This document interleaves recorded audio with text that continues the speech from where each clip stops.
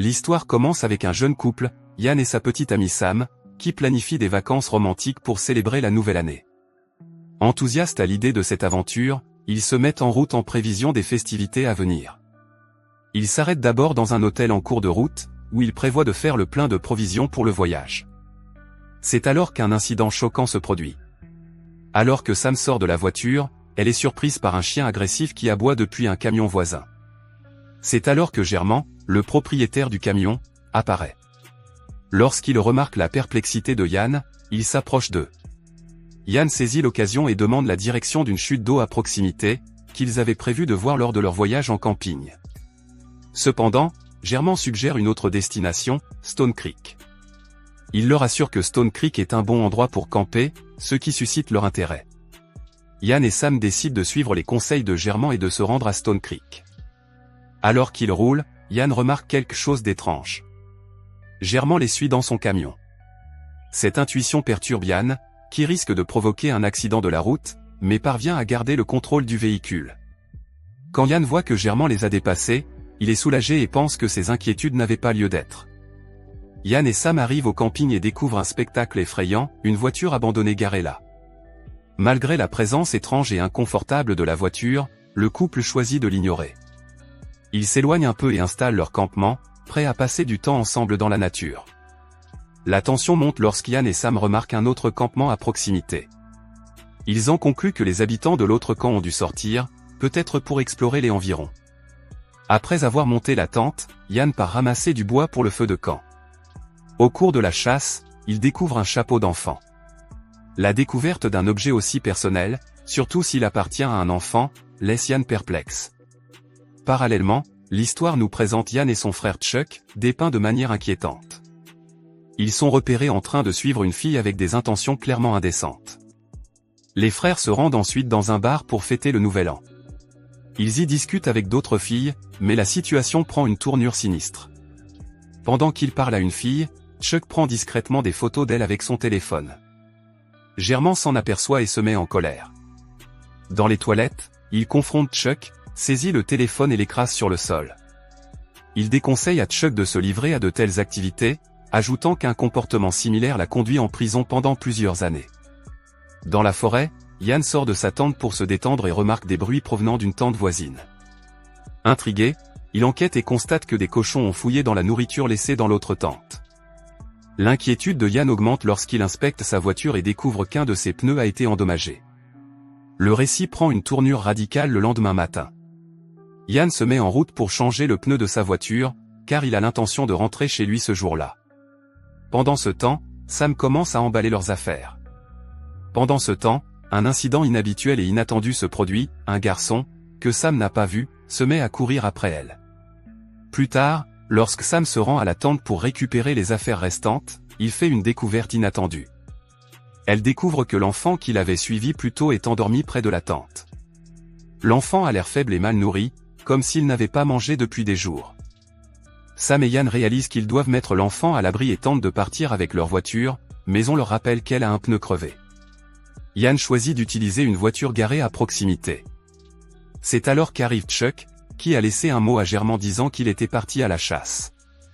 Germain, après avoir lu le mot, décide de partir lui aussi, pensant que les actions de Chuck vont causer des problèmes. Yann et Sam demandent de l'aide à Chuck et lui parlent de l'enfant qu'ils ont découvert. Chuck, manifestement troublé par la vue de l'enfant, prétend avoir vu sa famille en route pour Stone Creek. Il se porte volontaire pour accompagner Yann à la recherche des parents de l'enfant, laissant Sam dans la voiture avec le bébé. Les deux hommes se rendent à Stone Creek, mais à leur arrivée, ils sont confrontés à une scène terrifiante. Plusieurs cadavres ont été dispersés dans la région. Yann est très secoué par cette horrible découverte. La scène bascule soudain et nous ramène 3 jours en arrière. Le scénario décrit une journée plutôt normale au camping. Emma est occupée à se prendre en photo, tandis que son père Rob prépare les repas pour la famille. Le soir venu, tout le monde se retrouve autour du feu de camp pour le dîner et profite de la tranquillité des lieux.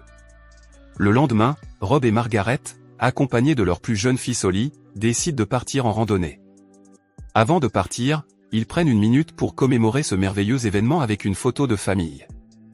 Emma, qui n'aime pas les randonnées, préfère rester au camping.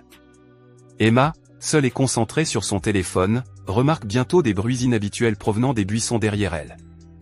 Ces bruits inquiétants l'effraient et elle se réfugie dans sa voiture pour se mettre à l'abri.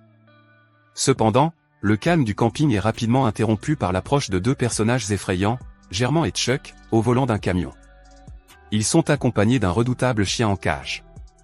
Chuck sort du véhicule et commence à scruter la voiture dans laquelle Emma se cache. Les deux hommes fixent Emma avec une expression effrayante et sinistre. Germain, sans se décourager, va voir la tente d'Emma, mais la trouve vide. Chuck, lui, reste fixé sur Emma. Il frappe à la vitre de sa voiture et la réveille. Emma, horrifiée, voit Chuck et refuse instinctivement de sortir de la voiture, malgré ses supplications. L'homme devient de plus en plus menaçant et exige qu'elle sorte, ce qui oblige Emma à klaxonner frénétiquement dans un appel à l'aide désespéré. Ce bruit alerte ses parents Rob et Margaret, ainsi que Germain, qui se précipite vers la voiture pour examiner l'incident. Germain arrive le premier et prend rapidement le contrôle de la situation. Il sort Emma de force de la voiture et la menace d'un fusil de chasse. Rob arrive peu après pour tenter de protéger sa fille, mais il est rapidement maîtrisé par Germain et assommé d'un seul coup de poing. Pendant ce temps, Margaret abandonne son plus jeune fils dans la tente et se jette sur la voiture pour tenter de protéger sa fille et son mari. Elle affronte courageusement Chuck, mais sa force supérieure la submerge. Dans une suite de crimes horribles et abjects, Germain et Chuck torturent la famille de Rob en lui infligeant des tourments et des dégradations inimaginables, le tout sous les yeux de leur père impuissant. Au cours de cette épreuve, Chuck analyse le téléphone d'Emma et découvre une photo de famille avec un enfant nommé Holly. Germain et Chuck interrogent Margaret sur l'endroit où se trouve Holly, mais elle refuse de leur fournir la moindre information.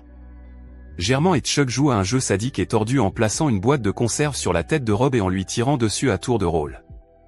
Cependant, les actions de Rob forcent la boîte à s'effondrer, ce qui incite Chuck à lui tirer brutalement une balle dans la tête, le tuant devant ses proches. Germain joue le même jeu sadique avec Margaret, mais lorsqu'elle bouge trop, il l'assomme. Germain teste ses talents de tireur pendant qu'elle gît sans défense. Après que Chuck se soit moqué de lui parce qu'il visait mal, Germain tire une balle dans la poitrine de Margaret, puis assassine brutalement Emma. Après avoir commis ces crimes horribles, Germain et Chuck se rendent à la tente à la recherche d'Holly. Mais ils découvrent qu'elle est vide car Holly est partie dans la forêt à la recherche de ses parents. Incapables de retrouver Holly, les deux hommes rentrent chez eux en laissant derrière eux une traînée de ruines et de misère.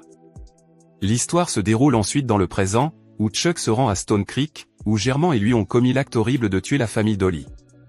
À leur arrivée, Chuck est choqué de constater que le corps de Margaret a disparu, ce qui l'inquiète immédiatement. L'absence du corps signifie que Margaret est toujours en vie et que les deux hommes risquent d'être arrêtés pour leur crime. En fouillant la zone, Chuck et Ian tombent sur Margaret. Ian, dans une tentative d'aide, s'arrange pour que Margaret soit tragiquement tuée par Chuck. Lorsqu'Ian est témoin de cet horrible événement, il est pris de panique, reconnaissant le niveau de cruauté de Chuck et Germain. Chuck confirme les pires soupçons de Ian en déclarant qu'ils ont tué la famille d'Holly et qu'ils veulent lui faire subir le même sort, non sans l'avoir torturée. Pendant ce temps, Sam est avec Holly lorsqu'un Allemand enragé s'approche d'elle. Dans une tentative frénétique de se défendre, Sam et Holly se réfugient dans la voiture. Mais l'Allemand brise le pare-brise de la voiture pour l'atteindre. Heureusement, Ian avait donné un couteau à Sam, qui s'en sert pour blesser l'Allemand et s'enfuir. Alors que Sam s'enfuit, Germain lâche son chien pour la poursuivre, mais la poursuite prend une tournure inattendue lorsque le chien est distrait par un cochon, ce qui permet à Sam de s'échapper. Pendant ce temps, Chuck, en colère, tire imprudemment avec son arme et tire par inadvertance sur Germain, croyant qu'il s'agit de Ian. Les pleurs d'Holly attirent l'attention de Chuck sur Sam, qui commence à le poursuivre. Après une courte course-poursuite, Chuck attrape Sam et l'emmène. Chuck est submergé par les pleurs d'Holly et l'éloigne de force de Sam, jetant le bébé par terre. Dans sa détresse, Germain demande à Chuck une mort douce. Chuck hésite d'abord, mais finit par céder à la demande de son frère et, avec beaucoup de difficultés et de douleur, met fin à la vie de Germain. Le règne de terreur de Chuck s'intensifie lorsqu'il kidnappe Samedi. Il l'attache au même endroit où il a tué la famille d'Ali. Dans un terrible retournement de situation, Chuck commence à attaquer Sam, mais ses plans changent rapidement et il décide de l'enlever à la place. Pendant ce temps, Ian, qui a survécu, découvre les clés du véhicule de Germain sur son corps. Déterminé à appeler à l'aide, il se rend au poste de police, laissant Holly seul dans les bois. Ian raconte aux autorités les événements traumatisants, ce qui incite les officiers à se mobiliser rapidement pour retrouver Chuck et Samedi. Alors que Sam et Chuck conduisent, Sam voit une occasion de le distraire. Son action provoque un accident de voiture, Chuck perdant le contrôle et entrant en collision avec un arbre. Sam reprend conscience après l'accident, mais il est toujours attaché au volant et Chuck est introuvable. Dans une tentative frénétique d'appeler à l'aide, Sam active les phares de la voiture. Ce geste attire l'attention d'une voiture de police qui passe, ce qui conduit les agents à sa localisation. Cependant, leur approche se fait dans un bain de sang, Chuck tend une embuscade et tue tous les policiers qui interviennent dans une fusillade chaotique. Au cours de la fusillade, Ian est touché à l'épaule par une balle, ce qui aggrave une situation déjà tendue. Dans un geste désespéré, Chuck tient Ian et Sam en joue et ordonne à Sam de conduire la voiture. Pendant qu'ils conduisent, Sam demande où se trouve Ollie. La tension monte dans la voiture lorsque Sam, déterminé à mettre fin à ce cauchemar, accélère brusquement le véhicule. Ce geste provoque un grand désarroi chez Chuck et la voiture se renverse dans le chaos qui s'ensuit, assommant Ian. Chuck et Sam se disputent vivement.